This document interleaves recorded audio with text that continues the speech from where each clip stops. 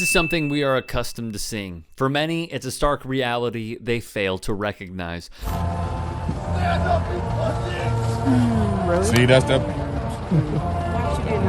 You can hear the parents, disappointed, angered, but again, not the least bit surprised. That's classy. Those in attendance taking in the game chat amongst themselves. However, the students appear to have heard it and look around for who it may have been.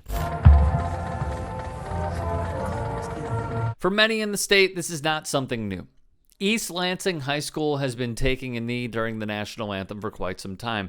As they travel from school to school playing their games, taking a knee has been a common practice since their football season began back in 2020. What this fan showed was even with all the stats showing how police harm minorities in this country, with countless Americans losing their lives at the hands of police simply because of their skin color, the man yelling shows how out of touch with reality one can be.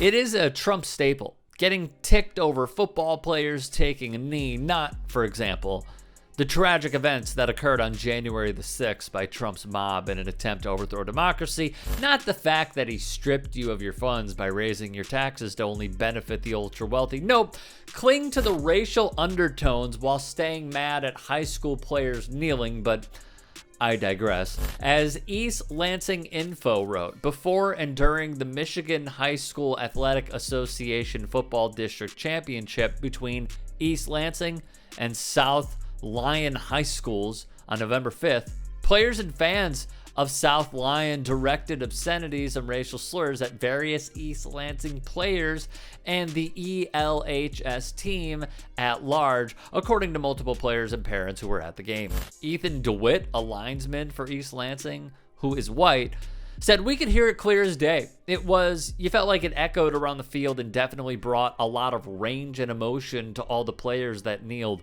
Click on Detroit notes, "This silent act of dissent is nothing new. However, parents defending their kids were less than pleased.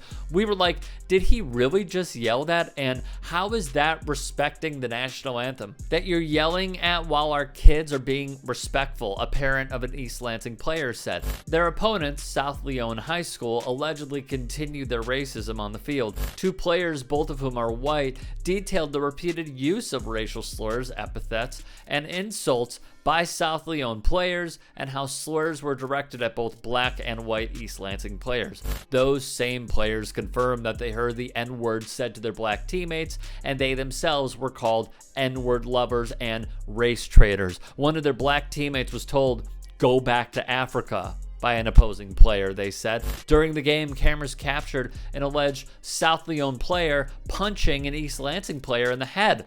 Their community schools assistant superintendent for administrative services, Brian Toth, issued a wishy-washy PR statement to the media saying they did not find any evidence of wrongdoing by his team. However, players said it occurred and felt that the referees didn't do enough to control the situation or stop it. In some instances, players said the referees seemed dismissive. The head coach of East Lansing, Bill Faracco, spoke with the outlet on the importance of his team taking a knee. Prior to the 2020 season, the players collectively decided they were going to kneel for the national anthem to make a statement about addressing police brutality and racism.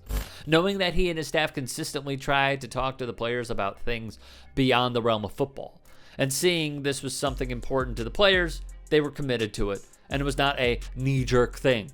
There was some very, very deep reflection going into this, he said. In closing, DeWitt added, "It just brings awareness to the situation, and it shows that it's not okay, that it's not acceptable, and that there needs to be change going forward. And that's why we kneel. That's why we stand for what's right. And I don't think that as a team and as a program, we're going to stop just because of what someone said."